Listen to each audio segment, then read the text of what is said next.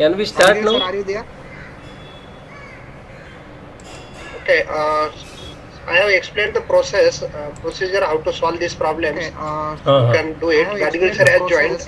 procedure Sir how will to solve continue this the problem. lectures from 11 You a.m. can do it. Gadigul sir has So joined. be ready for the lectures. Sir will continue the lectures from 11 a.m. So be ready for the lectures.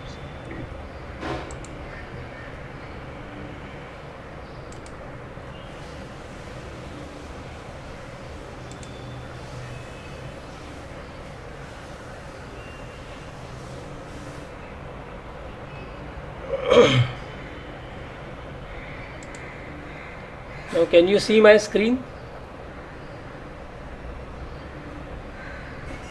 Hello?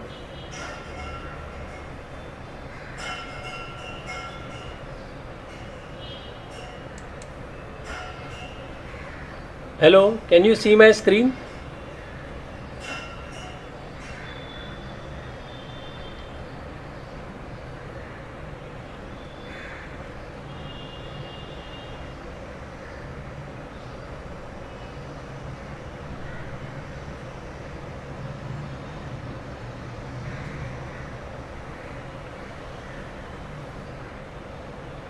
Sir screen share करताय का तुम्ही?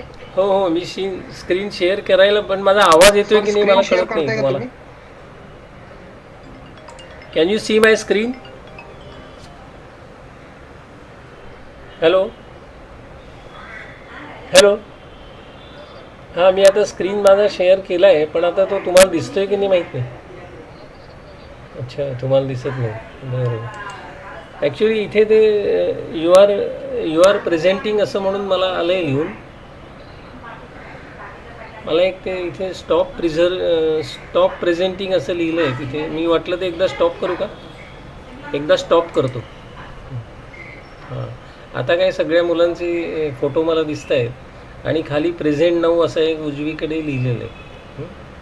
त्याच्यावर मी आता click करतो. तर your entire screen window और tab present. तर आता एंटायर स्क्रीन करतो मी. त्याच्यामध्ये आता शेअर म्हणून आलं आहे, ते आता हायलाईट झालं आहे.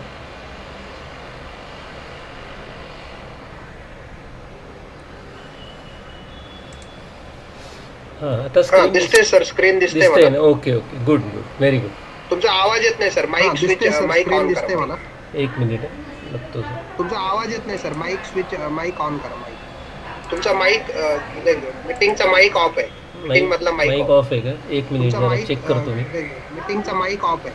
मीटिंग मधला खाली बॉटमला लेफ्ट साईडला. खाली बॉटमला लेफ्ट साईडला. माईकचं चित्र असं दिसत नाही.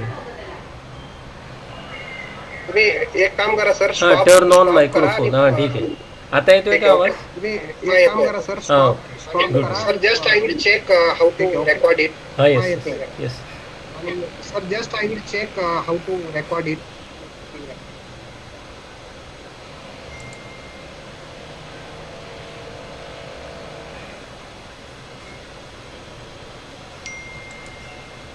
पण मी माझ्या सॉफ्टवेअरवर मी रेकॉर्ड करतो आहे. नंतर वाटलं ते मी शेअर करीन.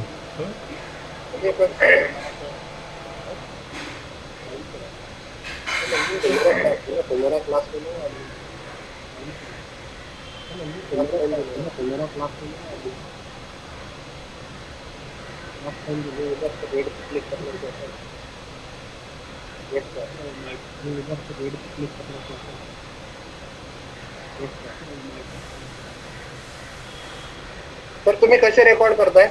माझ्याकडे एक मिनी कॅम म्हणून ॲप आहे. तर त्याच्यामध्ये डायरेक्ट सगळं रेकॉर्ड होतं आहे. म्हणजे पूर्ण लेक्चर त्यात रेकॉर्ड होईल. ते नंतर मी शेअर करेन तुमच्याकडे. हां,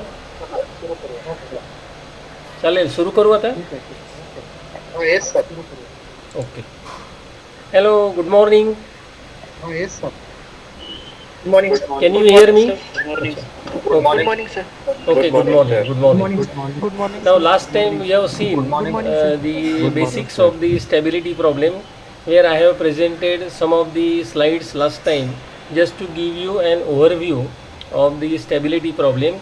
I have indicated to you that basically we are dealing with three types of problems in engineering. One problem is the equilibrium problem, with which we are all well versed with it. Right from first year engineering you have been studying that, where you have some structure, you have some load applied on it, and your objective was to analyze the structure, determine reactions, determine deflections, determine internal forces, and that was the end of the matter. So for that purpose your problem was well defined and you had to use simple tools for carrying out this analysis. Now the second class of problem which I had described you last time is the eigenvalue problem or the buckling problem, where our objective is not to determine internal forces or the reactions and so on, but our objective is only to determine as to what is the value of load at which the structure will buckle. So we go on applying load, increase it in such a way that at some finite value of the load the structure buckles, shows very large deflections which most of the structures cannot sustain, and it will collapse. So that was the second class of problem which I had indicated to you last time, called as the eigenvalue problem. One of the problem in the field is the buckling problem, which we shall be studying in this course, and the other problem which I had indicated to you is the spring mass vibration problem, where you have to determine for a given structure having some stiffness and some mass, what is the frequency at which left to itself it will vibrate so many cycles per second and so on. That perhaps in the next semester you might study under structural dynamics. The third class of problem which I had indicated to you was the propagation problem, where if suddenly some phenomenon occurs, then it causes lot of disturbance, and during that phase of disturbance, if you want to understand what happens to the structure, like if an explosion occurs in the vicinity of a structure, the structure vibrates very rapidly, tries to adjust to the force applied in that very short duration of time, and tries to survive if the forces are not large enough, otherwise the whole structure might collapse. So if you want to study that phenomenon within that short duration of time, then we say that that's a propagation problem, where objective is to determine from instant to instant how the structure responds and so on. So that was the third class of problem which I had indicated to you last time.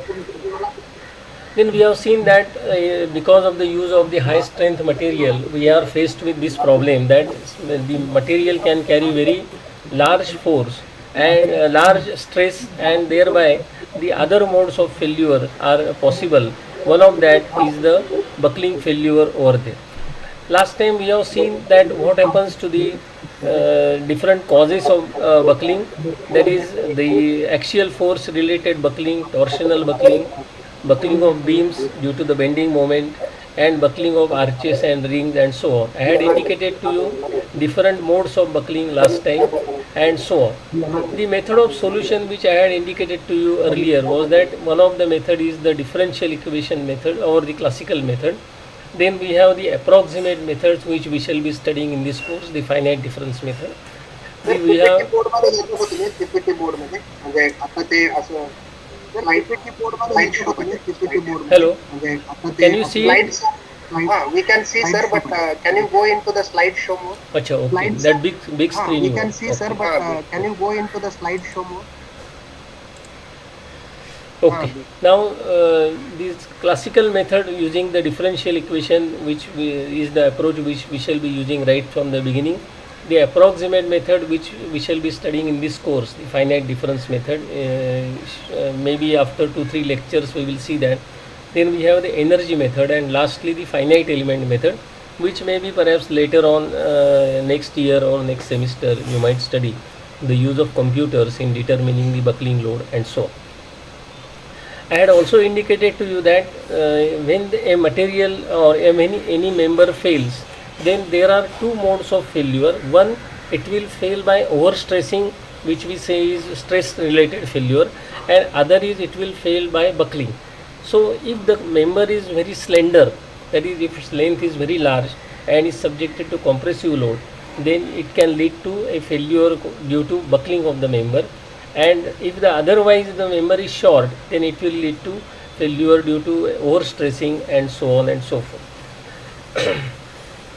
Now this was the syllabus which I had indicated to you last time, and some of the books which I had indicated to you, you can see as and when you get time for this purpose. Now today we shall be considering the next part of the entire presentation, and that is the analysis of beam columns. Now you have studied in all along the courses where you have considered the beams, you have also considered columns. In short, the definition of the beam, if you consider, I think, let me again go to the big screen. If you consider the definition of the beam, then as a layman we will say that if a member is horizontal, then we will say, oh, it is a beam. If a member is vertical, it is a column. But to an engineer, if there is a member which carries primarily, we can say over here, just a minute. So if you have got a member which is, say, somehow supported, and if it carries load which are perpendicular to the axis of the member, then we say that it is basically a beam, where you have got internal forces as shear force, the bending moment, and so on and so forth. On the other hand, if you have got a member, maybe horizontal or vertical, that's not very important. You can have a member which is horizontal also, but if it carries loads along the length of the member, either tensile or generally compressive, then we say that such kind of member where the external force that you apply on it is along the length of the member and compressive at that, then we say that okay, it is a basically column. It is subjected to primarily internal force as axial force, and if there are additionally some transverse load, then there might be bending moment and so on and so forth. Okay. Now that is as far as the basic behavior of a beam and column is concerned. So we say that if you are considering beam, it's a transverse load applied on it. If it is column, it is axial load applied on it. If you consider a member which carries both, that is the axial load as well as the bending moment over there. For example, you consider this particular member which is a member of length L. Can you see that the member length is L, and it is subjected to an axial force P compressive at both ends, and there is some transverse load also applied to it at a distance C from the right hand end, and under the influence of this lateral load and the axial force, let us say it has bent and taken up a shape like this. Now in stability problem, when you determine internal force at any point, we have to consider the effect of deformations also. Had it been a normal problem in statics like equilibrium problem, then you would have considered the lateral load giving some bending moment, while axial force would give only axial force. But in stability problem, we consider this small change in geometry which is inevitable when you have applied some transverse load on it.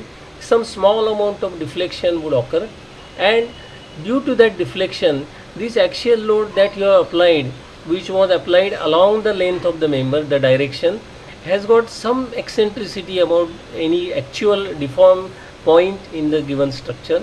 The result of that is there is some moment due to axial force also. So if you consider over here the moment at any point, then we say that at this point, for example, over here, now you have got the vertical reaction, which is by taking moment of all forces about right hand side and so on, you will get the moment as Q into C by L, and at the other end it will be Q into L minus C by L. If you take this distance as L minus C, can you see that? Okay. Now, Yes, sir. yeah, now this is the way we consider the reactions, and Yes, due sir. to these reactions at any distance x, you can determine the moment. If you take x in this location, so that is zone 1, there is moment due to this load. If you take the section here, then we will take the forces on the right side and take the moment of those forces. For example, now we are getting moment due to the forces to the left of the load, that is in this section.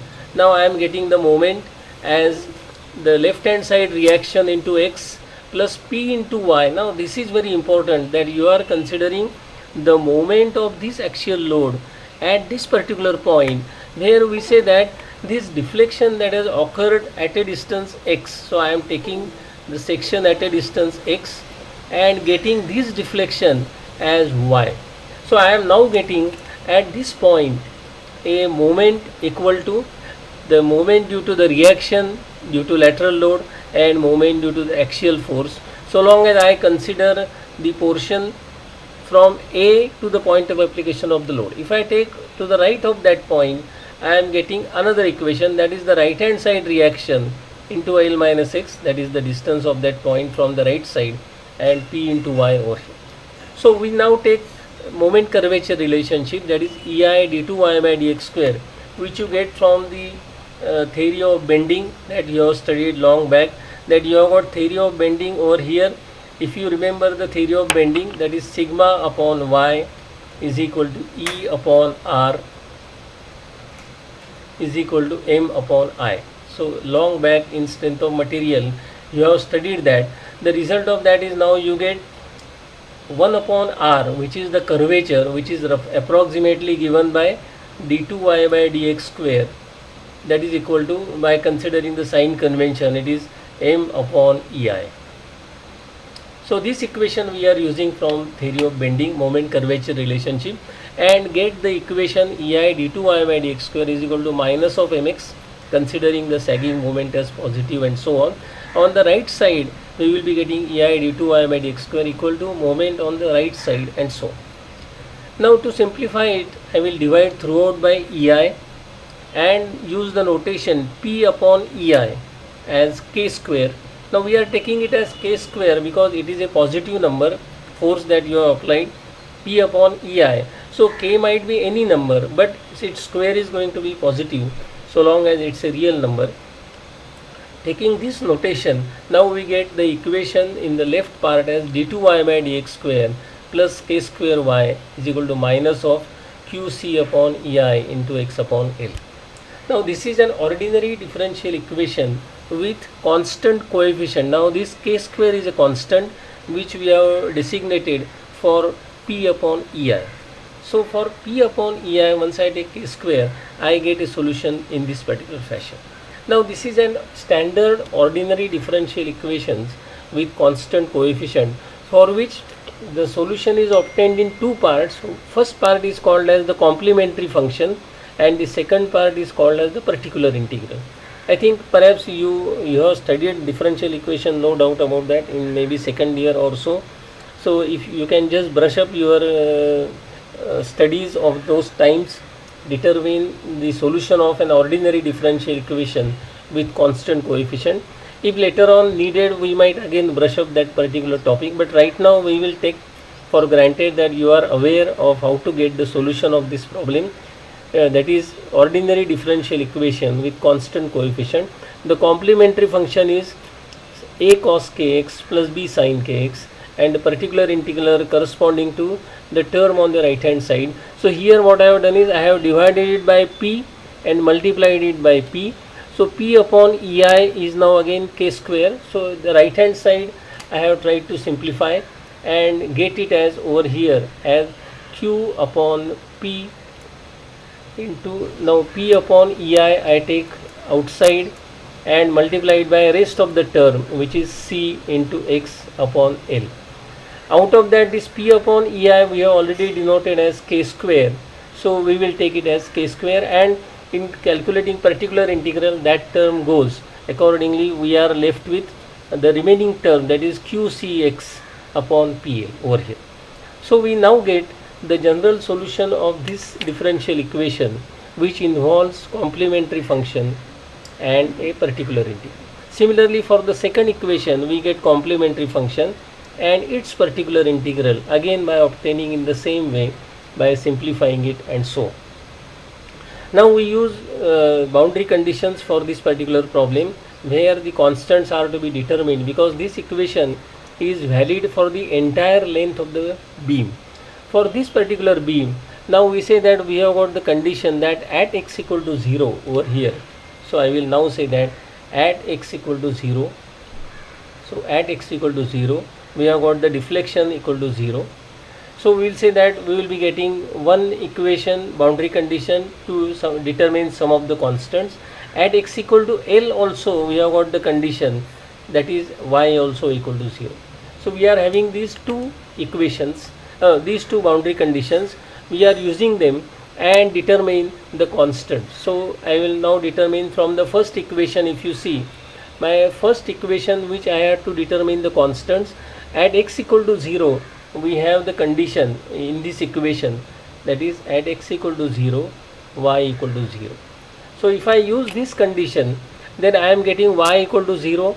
This first term cos 0 is 1, so I am getting a as first term. In the second term sin kx, so that is 0. Third term also 0, so I am getting a equal to 0. Similarly, I will use the other condition and determine the constants over here. So I am getting from the second equation c as equal to d tan kl, and one more condition we shall be using, and that is at the common point. For example, at this point, if I calculate for this part the value of deflection at this point, it is going to be same as value of deflection when I consider this equation, because they have got a common point, the point of application of the load. So at this point, whether I take this equation corresponding to left part or the right part, the deflection must be same. Secondly, they have a common tangent at this point, so dy by dx is also same for both the equations.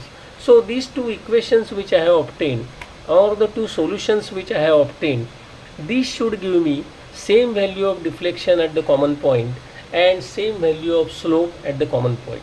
So we say that y, considering the left hand side equation, is same as y when you are considering right hand side of the right hand side equation.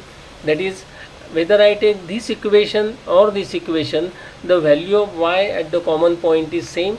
Similarly, dy by dx for the left part at that point is also equal to dy by dx at the right point. That is, when I consider the point of application of the load over here, for example, if you see this point where the load is applied, so this is C at this point and L minus C at this point. So at x equal to L minus C, I will be getting y corresponding to this equation, and at x equal to L minus C, I will be again getting the value of deflection at the common point. So I am taking this common point, get the equation for that, and then get these two equations over here. So I am getting for y one of the equation, y at left hand, y is also equal to y at right, dy by dx at left also equal to dy by dx at right. Considering these two equations having two unknowns, one is d and other is b.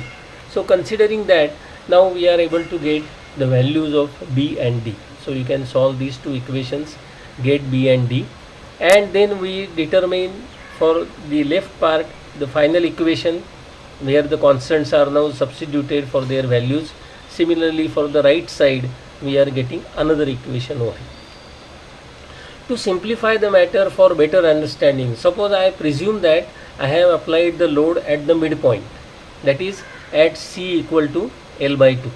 If I apply it over there, then we will say that the deflection at that point, at the midpoint, is given by, so I will take this very equation, substitute C equal to L by 2, and then get this equation for deflection at that point at x equal to L by 2 as q upon 2 pk into tan kl by 2, and over here also kl by 2 with a minus sign. Here when I substitute C equal to L by 2, the numerator is sin kl by 2, the denominator is sin kl, which you can expand into 2 sin kl by 2 cos kl by 2 for normal trigonometric expansion. So we say that sin kl, sin 2 theta, if you consider, that is equal to 2 sin kl by 2 cos kl by 2. So if I substitute that over here, that k sin kl by 2 sin kl by 2 we will be able to cancel, and accordingly we will be left with the remaining term, trigonometric terms, and taking terms on one side, we get q upon 2 pk tan kl by 2 minus kl by 2.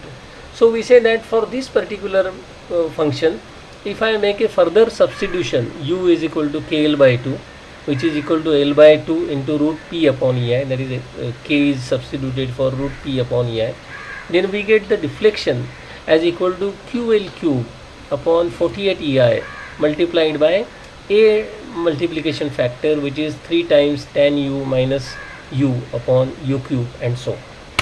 Now if you remember the deflection of a simply supported beam carrying central point load, for example, if you take it over here, for example, if you have got a simply supported beam which has got a span L and you apply to it a central load which is at L by 2,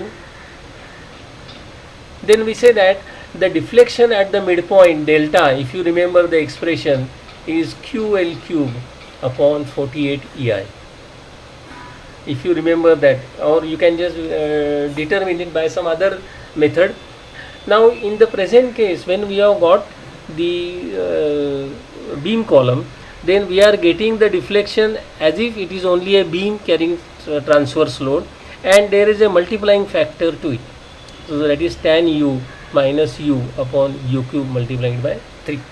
So we say that it is the deflection which the transverse load would generate multiplied by some factor which is the effect of axial load.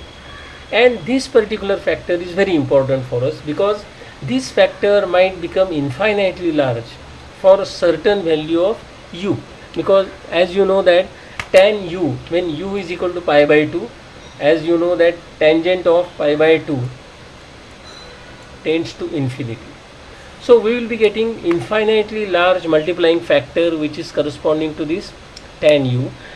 From that you are subtracting only u equal to whatever that finite value, and there is u cube in the denominator, also finite. So they are all small numbers, but tan u is infinitely large. The result of that is, now we say that the value of delta will be infinitely large when the condition is satisfied that KL by 2 is equal to pi by 2. So I am getting this particular condition which I have written over here, that at KL by 2 equal to pi by 2, we are able to get deflection which is very large, leading to the failure of the column. So we say that for this column where some transverse load is applied, that load might be very small, negligibly small. It might be only the self-weight of the beam column, or it might be only 1 milligram load that you are applying, very small load. A very small load, it does not matter, because the multiplying factor that you are getting, tan u, is infinitely large. So we say that this particular column will buckle in this particular case when the value of P that you are getting over here. So at value of P equal to pi square EI upon L square, we will be getting the deflection as infinitely large, or we say this is the so-called buckling load. Is that correct? So we say that at buckling load, no matter what transverse load you have applied, so long as it is not zero, it can be very small. There is no issue with that. It can be extremely small, only the self-weight, a small amount of lateral load if you apply. Then for P equal to pi square EI upon L square, the deflection becomes infinitely large, and we say that the column is going to buckle at that particular point. So we say that a column which has got both ends simply supported will buckle at a lateral load equal to pi square EI upon L square. We have considered the beam column concept and said that if a small amount of load is applied, doesn't matter, that load can be extremely small, still the buckling will occur when the load is equal to pi square EI upon L square. On the other hand, if you consider this particular problem, for example, the same problem, please consider that it is the same problem, the beam column, but instead of applying transverse load, I am applying this load with small amount of eccentricity. Now small amount of eccentricity you cannot avoid, no matter what cross section you have got. Say you try to apply load exactly at the center. So you have got some cross section over here, say it is some cross section, this is the centroid of that section. Okay, so I have got this particular centroid. So if I apply the load at this point exactly I want to apply. Now you have seen in workshop where you were doing some machine shop work and so on, that you want something which is exactly, let us say, 5 millimeter in length. then you try to actually machine the part and so on, and with a vernier you try to measure the length. Then you say that okay, it is 5 millimeter, but give or take 0.01 millimeter, because to that extent the accuracy of the part is going to vary. So we say that it might be very small tolerance that you might have. So if I want to apply load exactly at the center, I will take all the efforts to apply load exactly at the center, but I will say that my load application is exactly at the center, but there is a plus or minus tolerance of maybe 0.001 millimeter, which I cannot avoid, because my measuring instrument also has got some tolerance. So to that extent I will say that a small amount of eccentricity is inevitable. If that small amount of eccentricity is inevitable, then we say that that eccentricity is going to give me a small amount of moment, no doubt about that. If a small amount of moment is applied due to that eccentric application of the load, then we say that a small lateral deflection is inevitable. It might be very small, not visible also, but with a powerful measuring device you can work out, okay, there is some small amount of deflection. With this deflection I determine what is the moment at any point. So I have got moment due to the axial load, moment due to the applied moment at one end, mb by L. This moment mb by moment applied anticlockwise mb will generate a lateral reaction which is mb upon L at one end, and a downward reaction at this end mb upon L. Is that correct?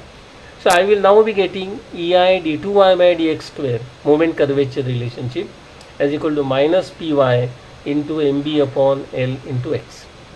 Now with this differential equation, I will again solve this differential equation by making a substitution p upon EI equal to k square, and I will be getting a differential equation d2y by dx square, simplifying k square into y, and on the right hand side I have got k square into mb into x upon L, and so on. So this way I will be getting a equation for which I again get solution in terms of a complementary function. You can see it, a sin kx plus b cos kx, and there is a particular integral over here, so I write it over here as particular integral.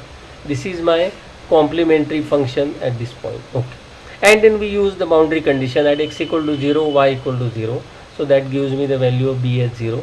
Similarly at x equal to L, the other end, again y equal to 0, so I get the value of other constant a, and I get the solution to this problem as mb upon p into sin kx upon sin kl minus k, and for which now I try to determine the slope of the tangent dy by dx at the left end, that is at x equal to 0.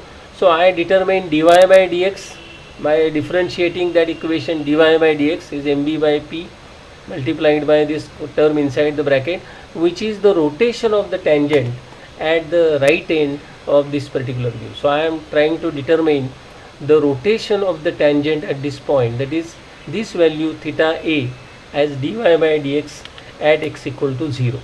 So I try to determine dy by dx, get the equation in this fashion as mb by L upon 6ci into 1 upon sin kl minus 1 upon kl into 6 upon kl I have taken it, and this 6 also I have taken over here, and so on. So I am trying to simplify it and thereby say that this particular value of dy by dx, that is slope of the tangent, would become infinitely large. Please remember, if this 1 upon sin kl is infinitely large, or if sin kl is equal to 0. See, for that matter, if the denominator is 0, then we can say that okay, the entire number is going to be infinitely large. So sin kl would be 0 when kl is equal to pi or 2 pi or 3 pi and so on.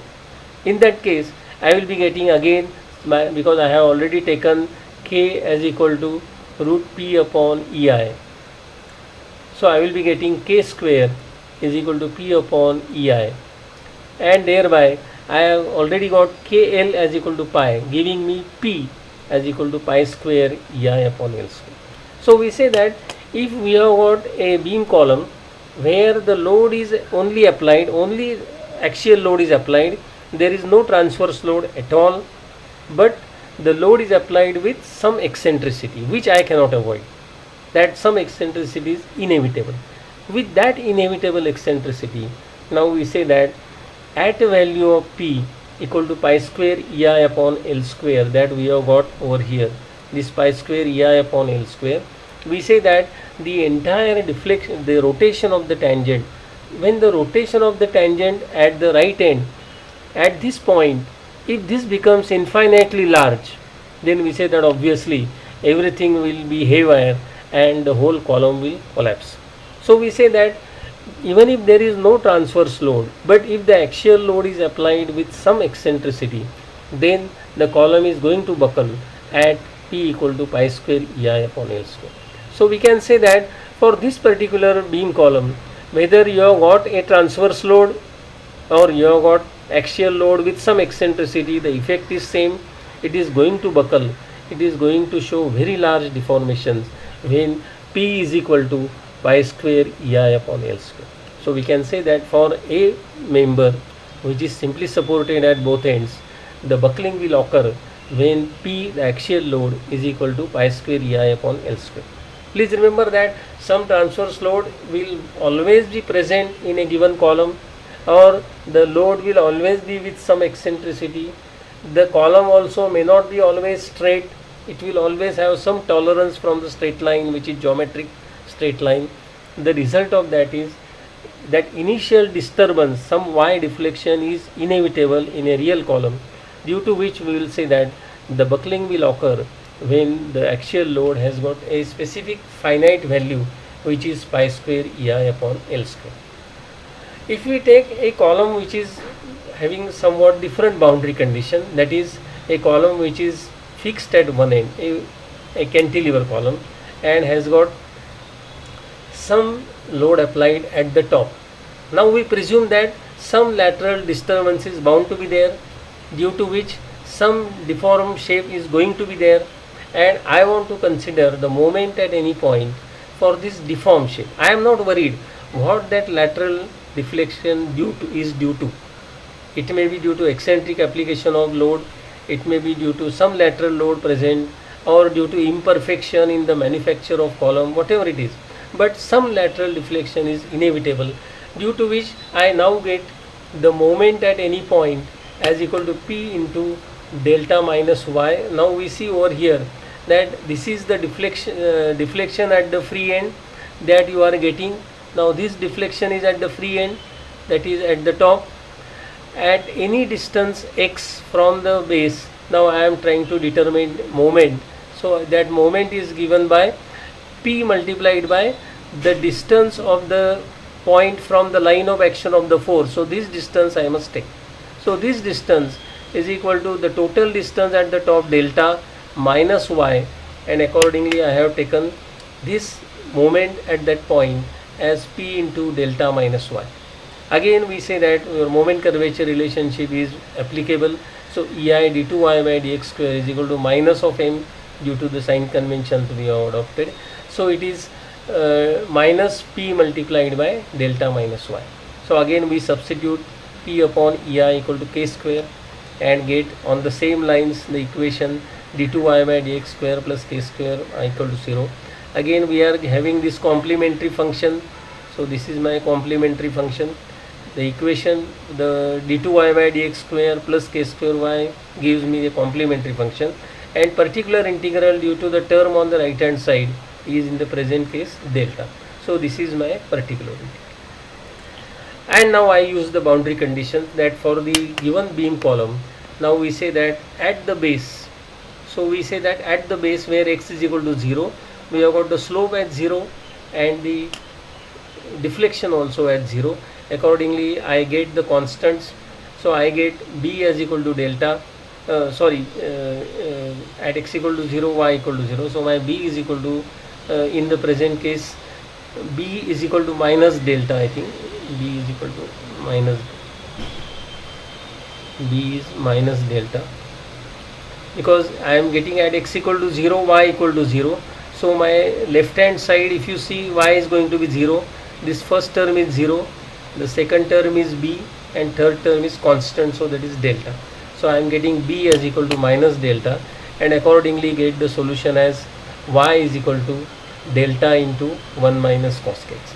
At x equal to 0, that is at the top end, we are now getting at x is equal to L, y is equal to the deflection which we have considered or denoted at the beginning itself, that is at the top end. Now we see that over here, that is at the top end, your deflection is delta, and that deflection delta I am using as another condition, that is at x equal to L.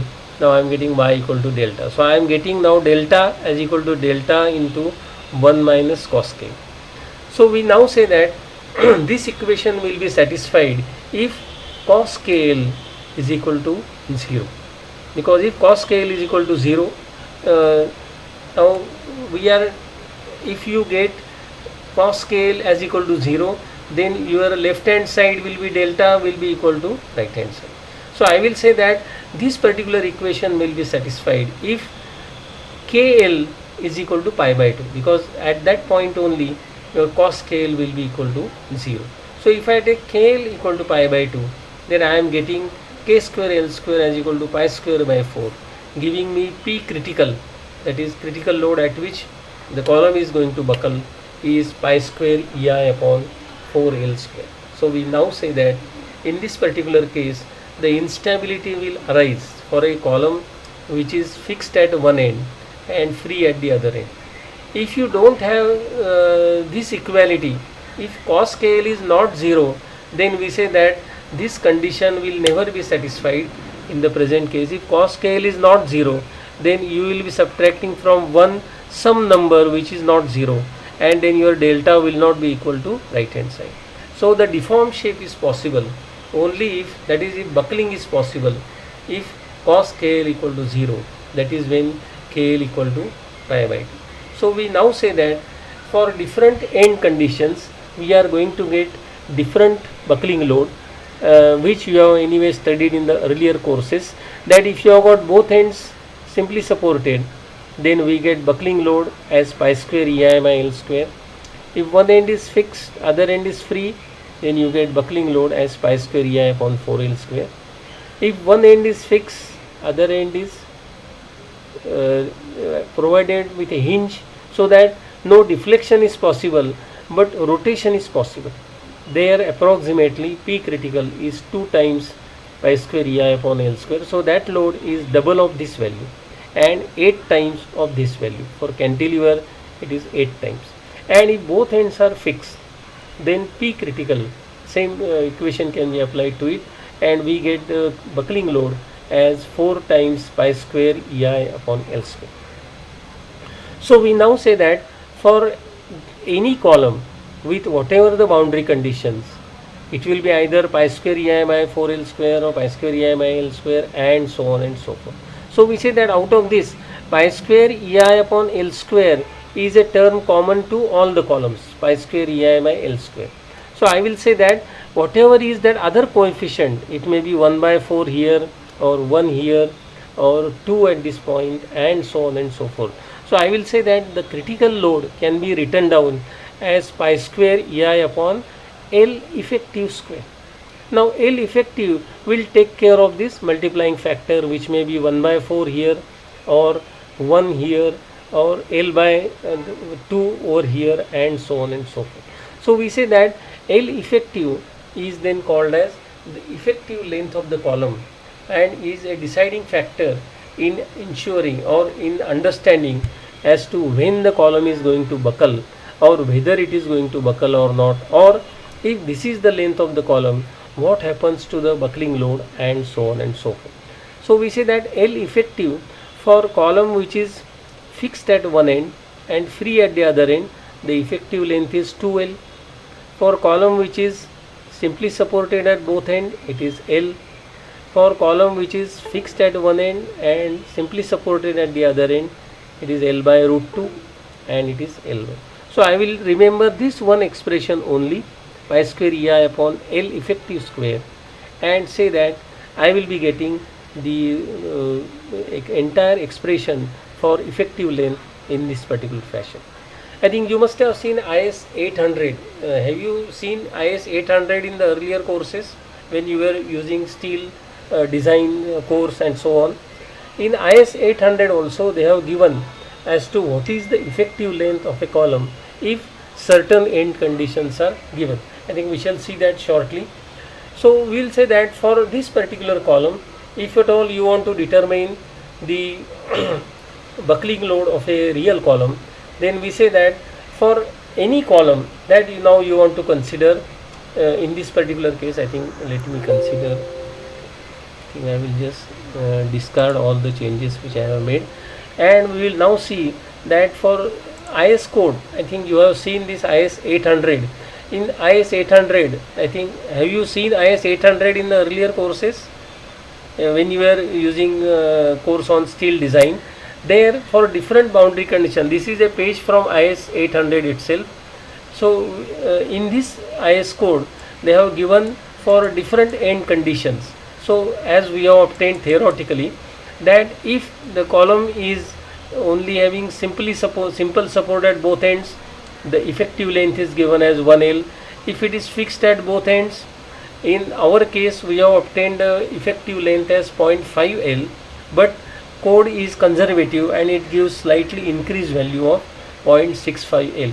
If you see what we have obtained in our calculations, theoretical calculations, we have obtained this value as L by 2, while IS code gives the value as 0.65L. So IS code is conservative because even though you say that ends are fixed at both ends, actually it might slightly rotate also in a real column.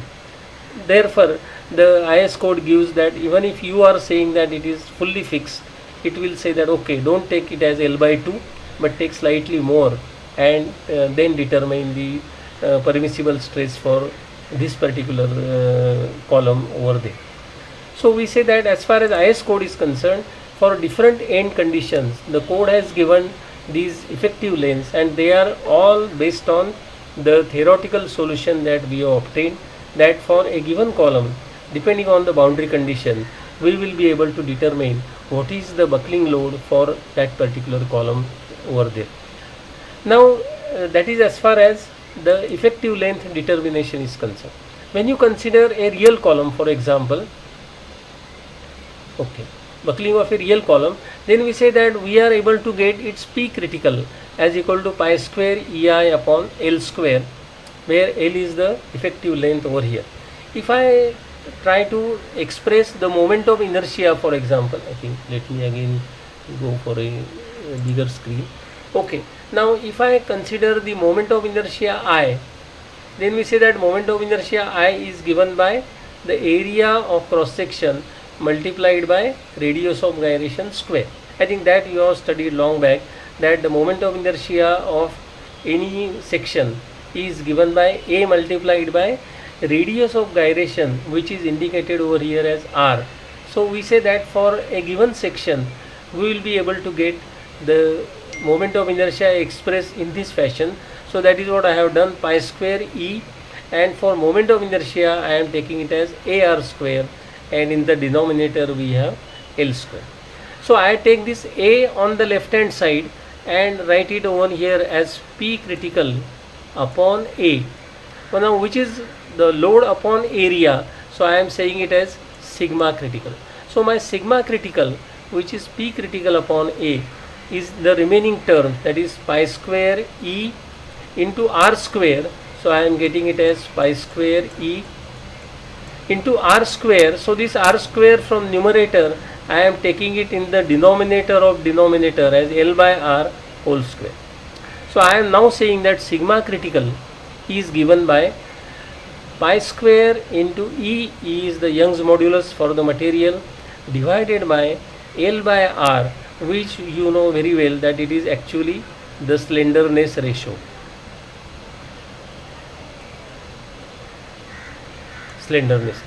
So it all depends upon your critical stress, that is the buckling stress, depends upon pi square E upon L by R square. That is, it all depends upon what material you have got. If material is concrete, it has got some value of E. material is steel, another value of E, and so on and so forth. As far as the denominator is concerned, it is all about the cross section that is reflected in radius of gyration and the length of the member. So obviously if the length is large, the critical stress will be less and less, because this L goes in the denominator. So if you have got L in the denominator and if the length of the member keeps on increasing, then obviously the value of critical stress will keep on decreasing. So as the value of L by R increases, that is you get more and more slender column, then obviously the value of sigma critical, that is the buckling stress. Please remember, it is the buckling stress, it is not the permissible stress. For permissible stress you will always have a factor of safety over here. So if you consider in this particular case the permissible stress, if I want to get sigma permissible, then it will always be sigma critical, that is the buckling stress, divided by some factor of safety which I want to adopt, and that will be my permissible stress. So we say that if at all you want to get the critical stress, which is the buckling stress, then it depends upon three parameters. One, the modulus of elasticity, that what material you are having. Two, what is the length of the compression member. And three, what is the radius of gyration of that particular member. And together the denominator reflects the slenderness ratio, which is some function of the length of the member and the radius of gyration of this member. Now if you see IS 800, for example, now here we have got this table from IS 800. Now in this table for IS 800, can you see this table? Okay. Now if you consider the L by R ratio, now code has given L by R ratio starting from 10, 20, 30 and so on and so forth. Okay.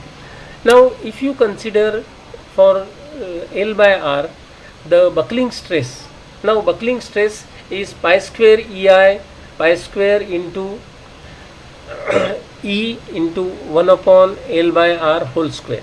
We have obtained the buckling stress, if you remember, it is pi square E upon L by R whole square. So if I want to consider the buckling stress of a column, then I need to know what is its L by R, what is the value of E, and I have got the buckling stress over here.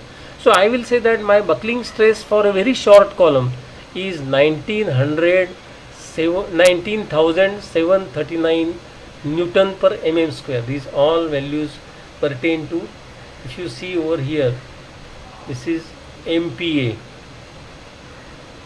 So if you have got a steel column which is having slenderness ratio of 10, very short column, because its length is very short, its radius of gyration is large, so it is a very stout column or very strong column, then buckling stress is going to be as high as that. But obviously the material has got some yield stress, and for normal mild steel, if you consider, the yield stress for normal mild steel is about, if you see, it is 250 MPa. Is that correct? You remember that? Okay. So for mild steel the yield stress is 250 MPa, and to that you apply say 10% as a factor of safety. Accordingly you will be getting the permissible stress as 227, which is given by IS code. So we say that for yield stress you are having a factor of safety 1.1, and the permissible stress is given by this, because for such a short column the buckling is not a possibility, but yielding is a possibility. It may buckle at very large value of load, but before that only it is going to yield. So we say that for such columns where the failure is occurring due to yielding rather than buckling, then we will say that such columns are in fact called as short columns, because for them buckling is not a possibility, buckling will not occur for them. It is the material which is going to fail, so it is the yielding or crushing of the material which is going to govern the failure load of that particular column. As the value of L by R increases, if you see over here, that as the value of L by R increases, for permissible stress, for yield stress, now we see that we are having a large larger factor of safety, 1.68 or 1.89 and so on, because now we see over here that my buckling stress over here is reducing, because I am having L by R as very large. For example, if you take L by R as 100, then my buckling stress is 197, while for code has indicated that you take buckling, the permissible stress as 132 MPa, which means code has adopted a factor of safety of 1.89 as far as yield is concerned, and it has adopted a factor of 1.5 if you consider buckling only. That means factor of safety for yield stress is larger than factor of safety for buckling, because here buckling is a possibility. Likewise, if you consider the higher and higher values of the slenderness ratio L by R, so for L by R 150, now I am getting the buckling stress as 87.7, code has given permissible stress as 68.9, means for this stress itself code has adopted a factor of safety of 1.27. For this buckling stress, the factor of safety 1.27 and permissible stress is 68 point. But the yield stress still remains 250. So for 250, what is the permissible, what is the factor of safety? So my factor of safety for yield stress, if you consider for the same situation, that for this particular case my factor of safety is 250 upon, I am having the permissible stress as 68.9. So I am having 68.9. So I will say that compared to yield stress, my factor of safety is 3.63, but compared to buckling stress, my factor of safety is only 1.2, because this column is going to buckle, it is not going to get yielded. So I am not worried about yielding at all, I am worried about buckling. So we say that IS code gives you this simple table which gives you permissible stress, which in the upper region, if you see upper region, so long as we see over here that this is larger than this, a stage is reached when they are just very close to each other. So this is this stage, that they are very close to each other. Thereafter the buckling governs and you have got lesser and lesser factor of safety compared to the yield over there. So we now say that for this particular case, at L by R equal to 90 or 100, now we will say that for all higher values of slenderness ratio, the buckling will govern, and for all the lower values, it is the yielding which is going to govern. Is that correct?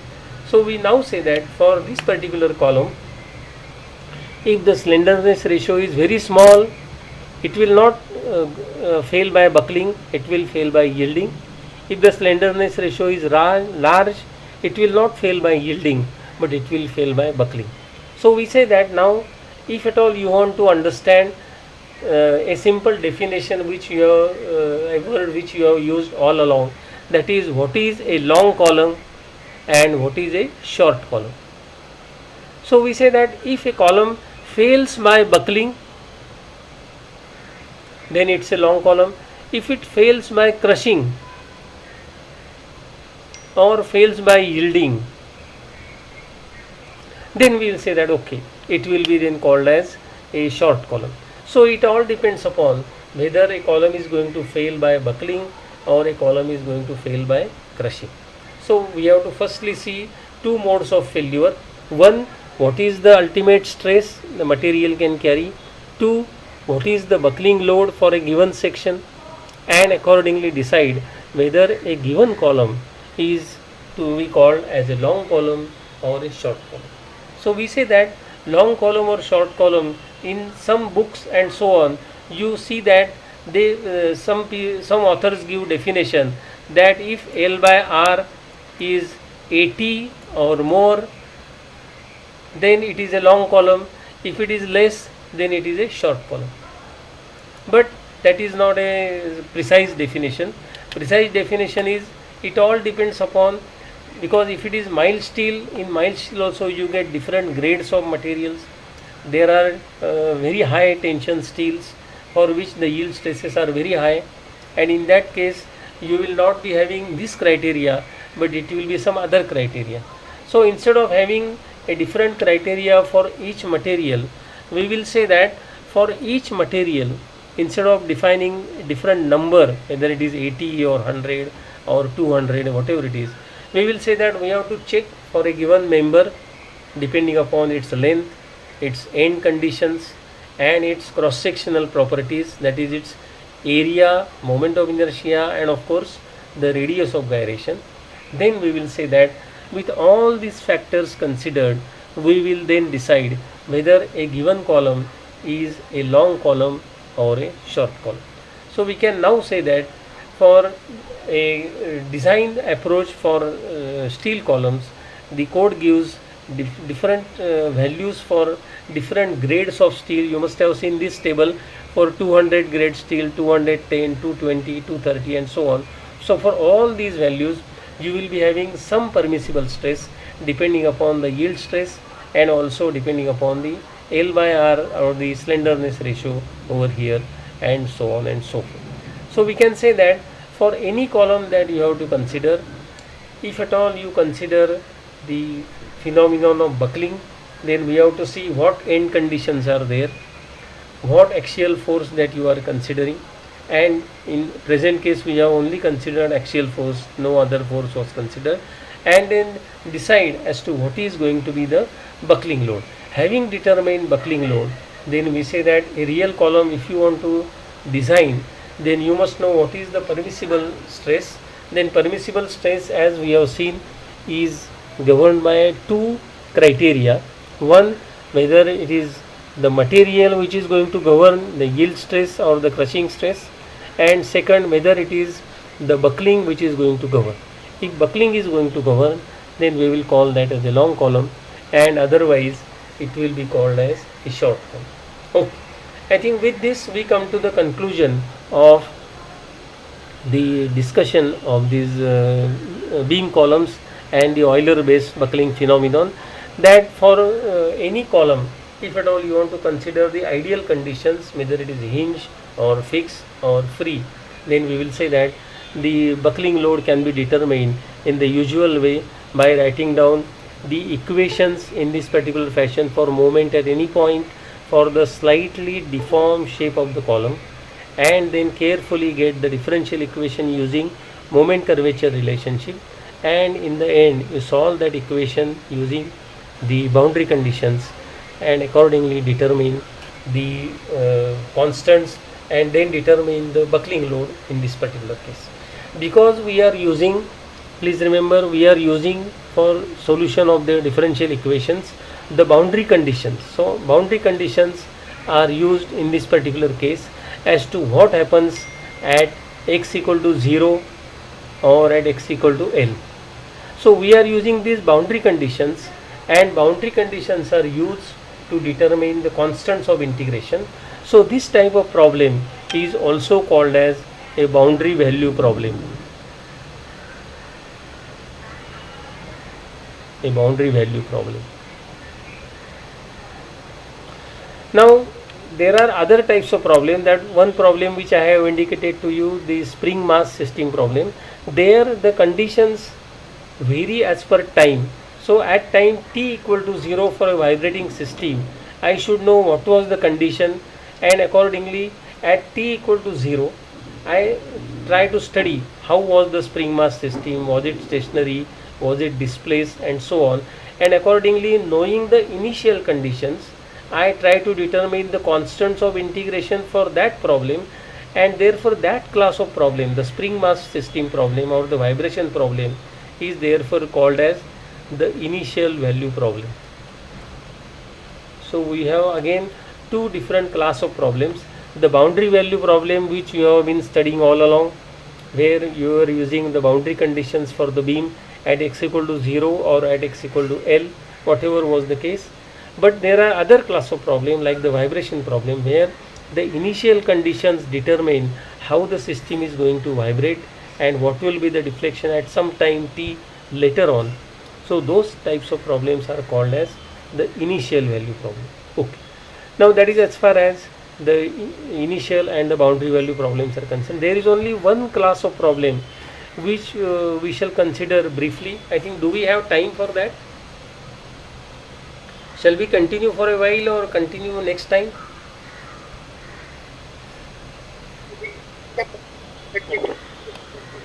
One hour still left. You can, if you have energy, you can continue. Otherwise, Yeah. take a For break me, of 5 minutes. 1 hour I still think left. I will take half an If you hour have and then energy, we you will can close, continue. because Otherwise, we I can take think a break of 5 or minutes. shall we take 5 minutes break? Okay. Can we take a break for? We will take a break of 5 minutes and then we will come Yeah, back. after 5 minutes we will continue. We will take a break of 5 minutes and then we will come back. Okay.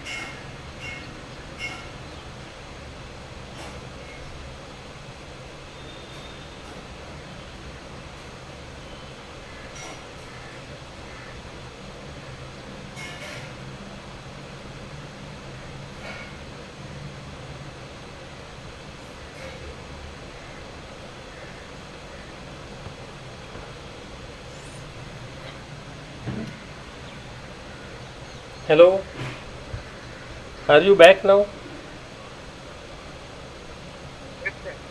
Shall we start now? Yes. Okay. Now the next class of problem Yes. which we shall study is a slightly different problem. Earlier we were considering, if you see the way we have considered the end conditions, that for us the end conditions were fixed or hinge or free and so on. So they were all theoretical boundary conditions, in the sense when we say it is fixed means the rotation is really zero. But in reality such things may not happen. There will always be some small amount of rotation, though we say that it's a fixed support and so on. The stiffness might be very large for the supporting system, but still it will be always finite stiffness. Result of that is there will always be some amount of rotation and some amount of moment at that point. Considering this, now I am taking a simple problem of a column. So I have got this column which is having, let us say, the length of the column as L. So I take the length as L, and at the two ends I presume that there are some springs attached to it. These are rotational springs, they are not linear springs.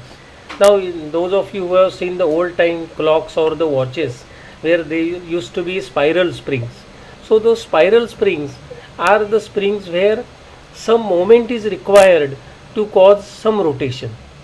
Unlike a linear spring, for linear spring over here you have some force required to pull it down by some amount of delta, so we call that stiffness as K, and say that the spring has got a stiffness K, that is the force to cause unit displacement, force for unit displacement.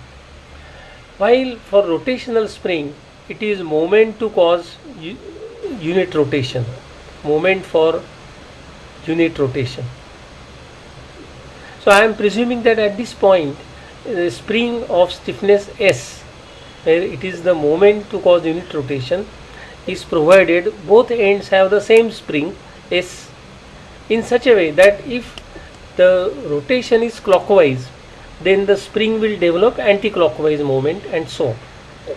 So I will now consider that at the base where it is support A, some rotation has occurred in the clockwise direction due to the application of this load and maybe some disturbance which is always there. So some deformed shape is there for the column. There is axial force at the end, compressive, and at this point when the rotation is clockwise, the moment developed will be anti-clockwise. So I am now considering at this point the moment in the anti-clockwise direction, and at any distance x, I now work out, say from top I am considering x, so moment at that point is p multiplied by y, which is the deflection at this point. So I am considering this deflection as y at this point, and the moment at this point, here the rotation is anti-clockwise, so my moment is clockwise. So I am now considering the moment at that end, some moment has occurred. So I will now say that at this point, I think I am considering x from the bottom perhaps. Okay, so from the bottom I am considering x. So it is p multiplied by y, which is deflection, minus s into theta a. Now this moment due to p is clockwise, while over here the moment that is developed at the support is anti-clockwise, so it is minus s into theta. So I am getting now the moment curvature relationship, ei d2y by dx square is equal to minus of mx, which is given here. Again taking terms on one side, so this p into y I take over here, divide throughout by ei, and use the notation that p upon ei is k square. So I am getting p upon ei as k square in this particular case. So with this notation, p upon ei,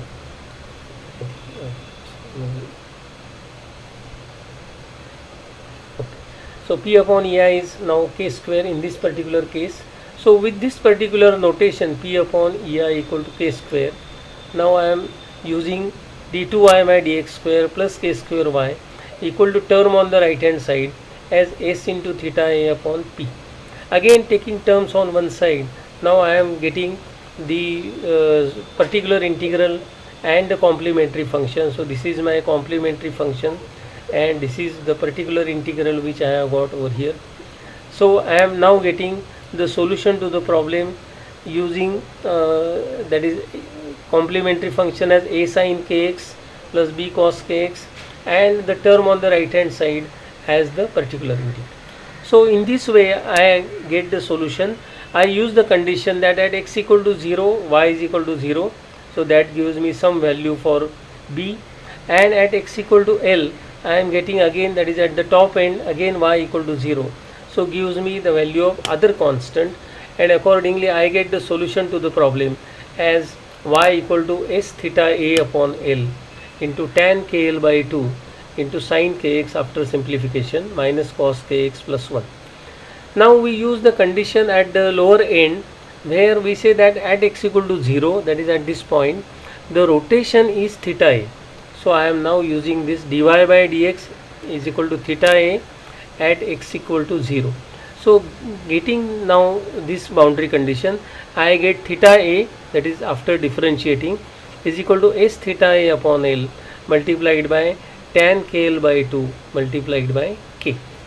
Now if I take tan kl by 2 in this particular case, take terms on one side, so I will be getting, so this L and theta a I am cancelling and getting now tan kl by 2 as equal to L upon ks.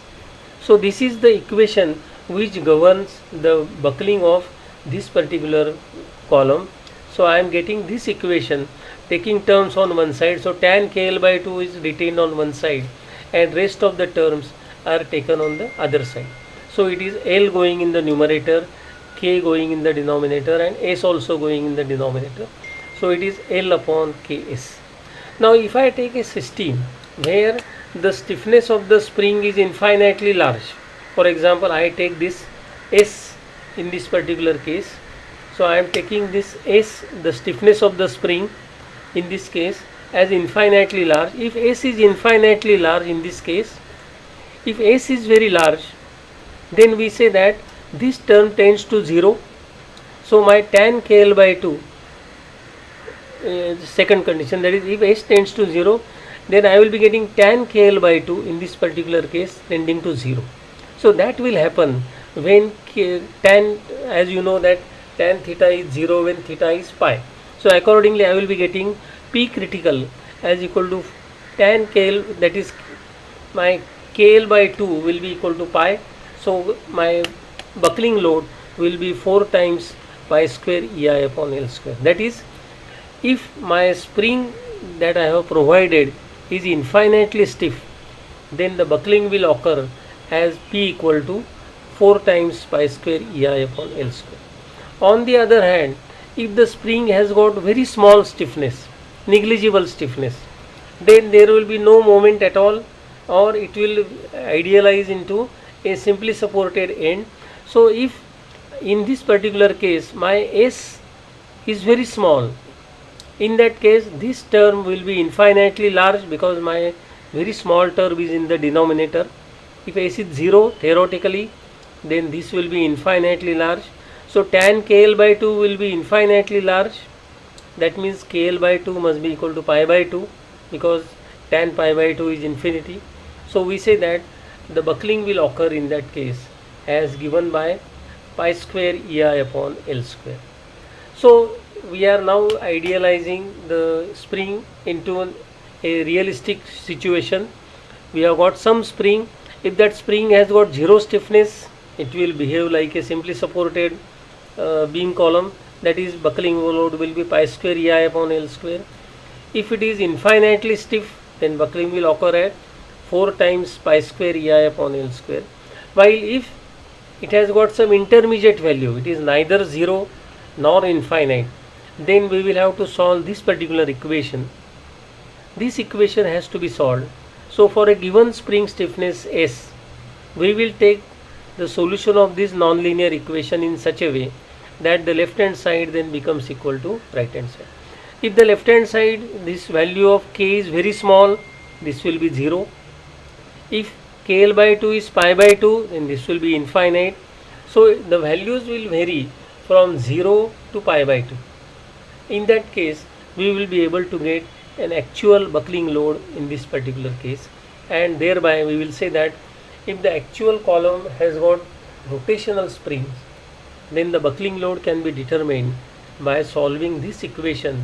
So this is the non-linear equation that we are getting for solution of column with elastic support, but those elastic supports are rotationally elastic supports. So this is a non-linear equation that you will have to solve by trial and error and get a solution to the problem. I think later on I will give you one simple exercise by which in the Excel sheet you can keep on taking different values and you will be able to get the buckling load for a given stiffness of the rotational spring. Okay, so we can say now that for this particular problem, if at all you want to determine the buckling load, then we say that a careful equation is to be obtained by considering the slightly deformed shape, and then carefully you have to use the boundary conditions to determine the buckling load for this particular problem. So we can say that for any problem, if you want to determine the buckling load, then we need to carefully consider the deformed shape of the column, whether it is a cantilever column in this way, one end fixed, other end free, or if it is a simply supported beam column, then in the same way you can consider some deformed shape and carefully determine the solution to the differential equation which is obtained from the moment curvature relationship, use the boundary conditions, and then determine the buckling load for that particular column. So we can say that the buckling load can be determined by using carefully the deformed shape and determining the buckling load for that particular column. We go one step forward and try to see that when we have got real columns which has got some special features. For example, if you consider a beam column which has got non-prismatic section, that is, it has got variable section. Many times such sections are used. Either you can have a step variation, or you can have a uniform variation, and so on. Sometimes you do get columns like this. So you do get columns where the sections have got different properties for some length, then another property at the other end, and so on and so forth. So you can have such step variation, or you might have a uniform variation from one end to the other end. It might be a column like this, like a tower which is tapering at the top, and so on and so forth. So likewise you will have some different section properties for various reasons, aesthetics or economics, and so on and so forth. Depending upon that, now we say that if you have got such a column and you want to determine its buckling load, then we have a problem which is to be solved by the same method which we have used earlier.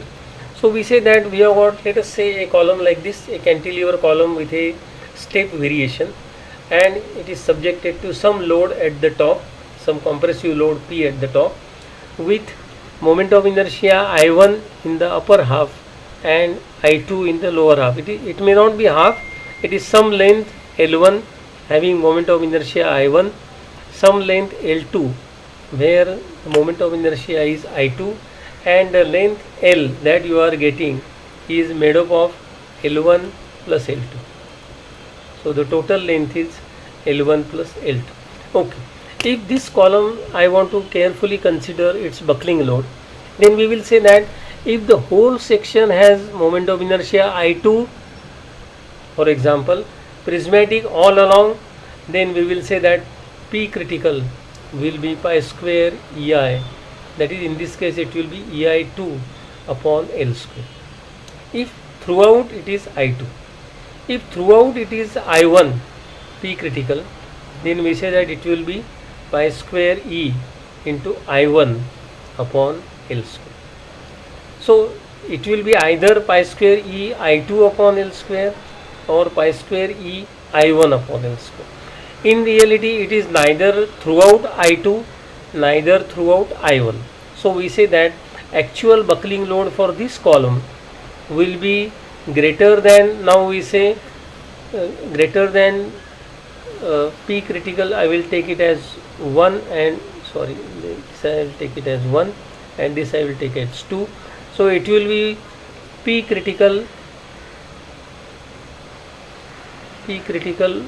1 over here, and it will be P critical 2.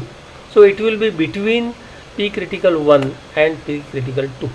It all depends upon how much segment has got larger moment of inertia and how large is that moment of inertia, and so on and so forth.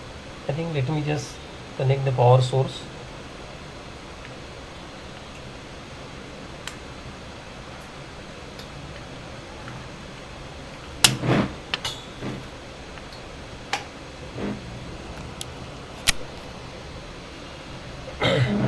So it all depends upon what is the actual detailing of that non-prismatic section. Okay. Now we say that we have got this particular beam column, for which now we say that the deflection at the top, now if it deforms in this fashion, whatever the deflection curve that you have got, it has got deflection at the top as delta, and the load is going to get shifted to this new position at this point. So the load P will go to the right, and then we will be having in the same way that we have obtained for cantilever column, that for the upper part it is EI1 into d2y1 upon dx square equal to the moment, that is P into delta minus y1, and for the lower half it is EI2 into d2y2 upon dx square is equal to P multiplied by delta minus y2, where for the upper half I will show the lateral deflection in this particular case. In this case this will be y1 and here it will be y2. So I am having two notations for the two half, that is y1 and y2, and I say that k1, that I am getting k1 square, because I will be dividing throughout for this equation by ei1, this equation by ei2. So I will be getting k1 square for first equation and k2 square for the second equation. And then we say that we have the boundary conditions. For this part we have the boundary condition at x equal to 0, the deflection is 0 and the slope is 0, and accordingly we will be getting a solution for the lower part in this way.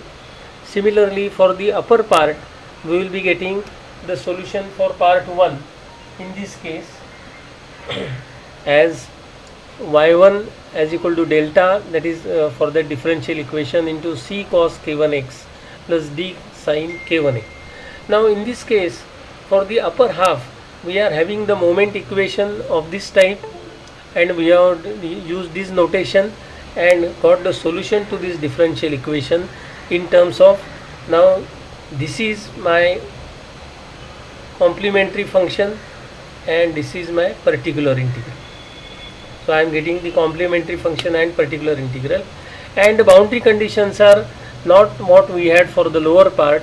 At x equal to L I have got y as equal to delta, that is the deflection at the free end is delta, and at the common point where we have the two parts meeting over here, at this point the deflection for the upper part and the deflection for the lower part is same.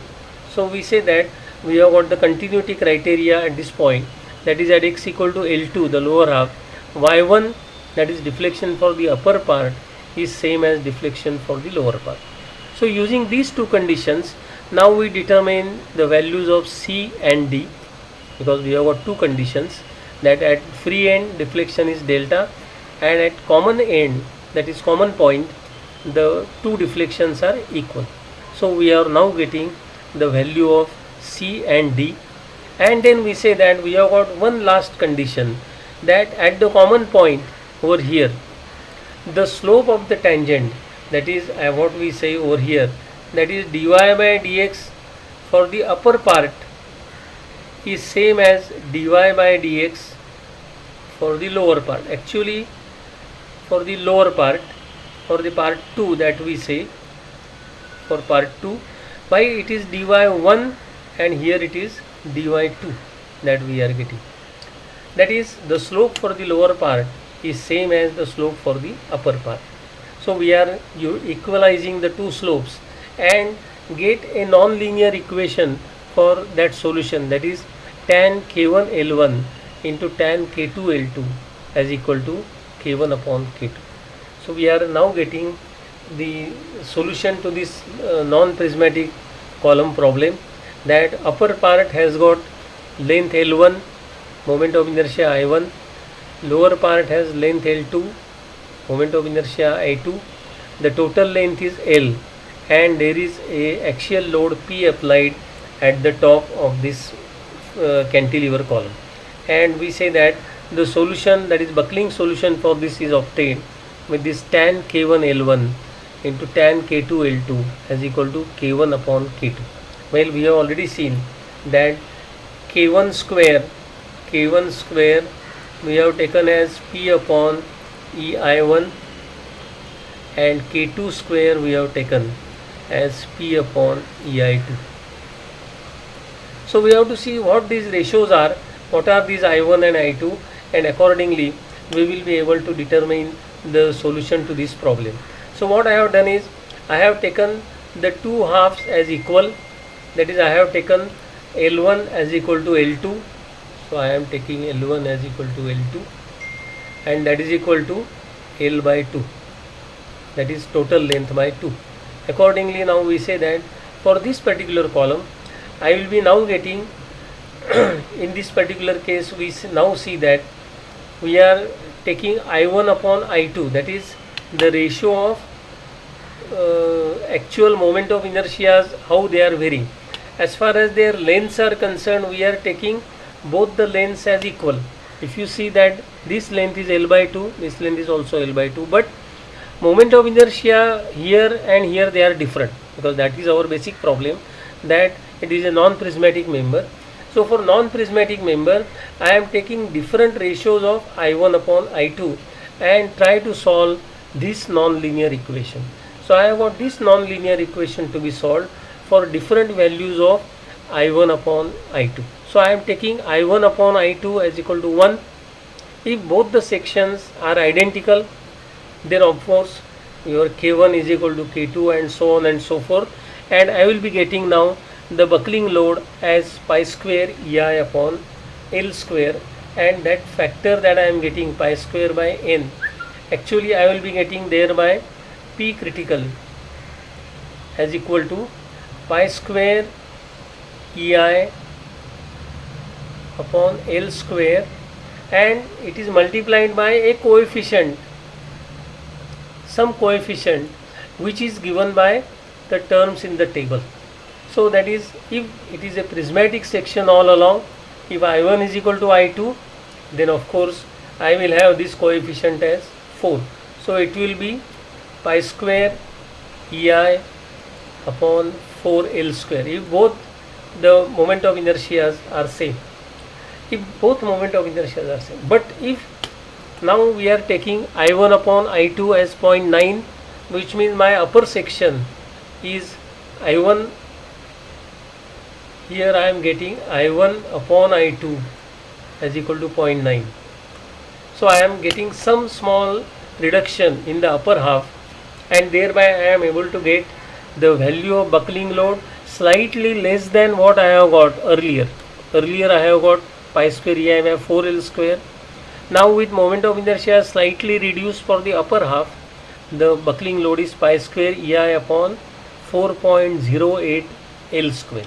So it is slightly less than what I had earlier as far as the buckling load is concerned, because buckling load is pi square EI upon this number into L square. So this number, now as you go on taking different values of I1 and I2, as you can see over here, that I1 upon I2 is 0.9, 0.8, 0.7 and so on. If you take I1 upon I2 as 0.2, the lowest value that I have taken, then this coefficient becomes 7.44 over here, which means my buckling load for the last case over here is pi square EI upon 7.44 L square. Okay, so what I have done is I have solved this particular non-linear equation, that is tan K1 L1 into tan K2 L2 is equal to K1 upon K2. Now K1 we have already seen P upon EI1, K2 square you have seen P upon EI2. So you have to take the ratio of K1 upon K2 depending upon, because P is same for both the section, E is same, it all depends upon I1 upon I2. So taking I1 upon I2, now we are able to determine the value of buckling load. So we see that as the upper half becomes weaker and weaker, the buckling load reduces, and finally when that is 20% of the moment of inertia is only 20% for the lower for the upper half, then the buckling load is pi square EI upon 7.44 L square, almost half of what we have got when it was a prismatic member. So for prismatic member it was pi square EI upon 4 L square, while for non-prismatic with the value 20%, now you are getting it as pi square EI upon 7.44 L square. So we can say that if it is a non-prismatic member, then the buckling load obviously is less compared to if it were prismatic throughout with the largest moment of inertia. As the value increases decreases, accordingly we will be able to say that the buckling load to that extent gets reduced, and for each specific case we can determine what is the buckling load in this particular case. If you again see IS code, for example, if you see IS code, then IS code gives the expressions for this very clearly. I think they have given in the appendix. If you see for appendix,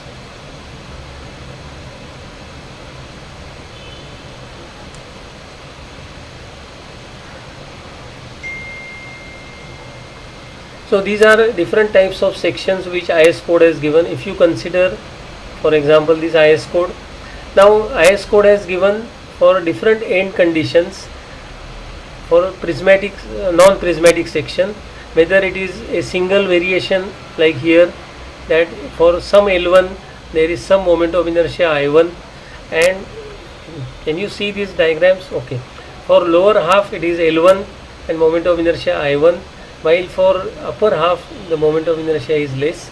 Now code has given simple coefficients for these types of members as to how you can determine the buckling load in this particular case over here. So effective length calculation is indicated because finally your objective is to determine for a given column what is the buckling load, and buckling load or the permissible stress. That permissible stress is a function of the slenderness ratio. So the code has given effective length of single step column as to how to calculate it depending upon the end conditions, whether it is fixed or fixed and pin or free and so on. Depending upon that, code has given different formulae. They are all based upon the equation or similar to the equation that we have obtained over here, that we have got this simple equation which we have developed in the present case for determining the buckling load for a cantilever column over here. So tan K1L1 into tan K2L2 is equal to K1 upon K2. So depending upon the end conditions and variation of stiffnesses, you can derive such equations, solve them in a very tedious way, because these equations are not easy to solve. I think with this Excel sheet, perhaps some trial and error attempted, you will be able to determine the solution of this problem. Later on, when you consider the computer applications to determining the buckling load, then you will see that the problems are very simple. There you need to only get the geometry of the structure and use the buckling program for that purpose, and you will be able to quickly determine the buckling load in a given specific case. But that is as far as the real complex problem where the hand solution is almost impossible. You will have to consider in that case the solution of the problem in totality and determine the buckling load in each specific case. I think with this we will close for the day and meet next time. If you have anything to ask, you are free to ask. I will be sending some exercise to you for you to just get some practice on solving these equations and getting these equations in the first place. Okay. I think we need to get these things because they can just study the derivation and all these things. You want these derivations? So that student can. Yeah, those I will be able to share. I think my PPT presentation contains those derivations, so I will be able to share that. No harm in doing that. So I think I will send it to Professor Sangle and he can pass it on to you. Will that be okay? Upload it to class.